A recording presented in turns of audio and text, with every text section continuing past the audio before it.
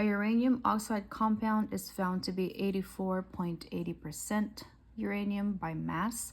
What is the empirical formula of the compound? Okay, so if it's uranium oxide, that means that it's probably just made up of a uranium and an oxygen, right? So in this case, what we're going to do is we found, or it's given that there's 84.80% of uranium. And for oxygen, right, all we have to do is subtract 100 by 84.80. And we should get 15.2 or 20% of our oxygen. Okay. And then, so the next step now would be assuming that there's 100 grams of compound in there, so then that means that we'll just make these percentages into grams. So then let's start with our uranium.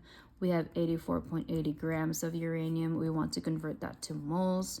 So 1 mole of uranium, the atomic mass of uranium, if you look up the periodic table, will be around 238 grams of uranium, right? So then you get about 0.3563 moles of uranium. Okay. And then for oxygen, in this case, there's 15.20 grams of oxygen times 1 mole of oxygen over around 16 grams of oxygen. So we get 0.95 moles of oxygen in that case. We want it to be the simplest ratio of the two. So we would want to divide both of these by the smallest number. So at least one of them is going to have a the simplest ratio of 1. So we'll divide both by 0.3563. And then one thing too is that we don't want to round off intermediate calculations, right? That's why round it off to at least like 3 or 4. The only reason why this is a 95 is because it turned out that 15.20 divided by 16 comes out to exactly 0.95. That's the only reason why. But in this case, if we do that, this one gives us like 3, right? Oh, sorry, not 3. Sorry, 1. Because 0.3563 divided by 0.3563 is 1.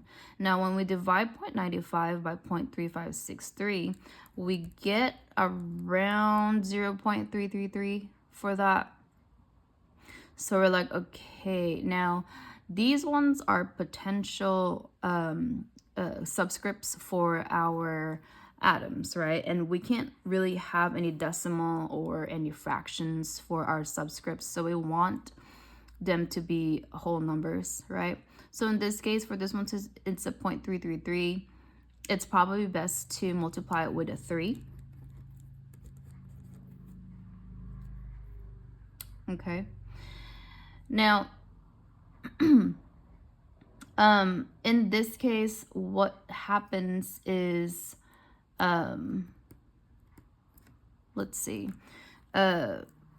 we get around maybe a 3, I believe.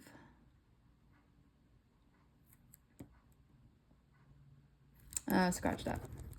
Let me get my calculator. So I believe 0.95 divided by 0.3563 comes out to 2.666 instead, right? So then 666 is the same factor as if it was a 333, where we would probably want to multiply that by a 3 in this case. And then if we multiply that with a 3, we should get a nice number of an 8, or at least like very close to 8 for that. This one gets a 3. Yeah, my bad. I totally miscalculated that. But 0.95 divided by 0.3563 gives you around 2.666. And then when you have any 333s or 666, right, you would probably want to multiply that with a 3 instead of a 2. 2 only works with 0.5s or Yeah, 0.5s for that one. So in this case, you have a 3 and you have an 8. And remember, it's 3 of the uranium and an 8 of the oxygen. So in this case, your empirical formula would be a U3O8, which would be this one. Okay, so double check the calculations yourselves, or at least try to do it by yourself. And then this part over here should make sense, multiplying it with 3 in order to get the correct simplified ratios.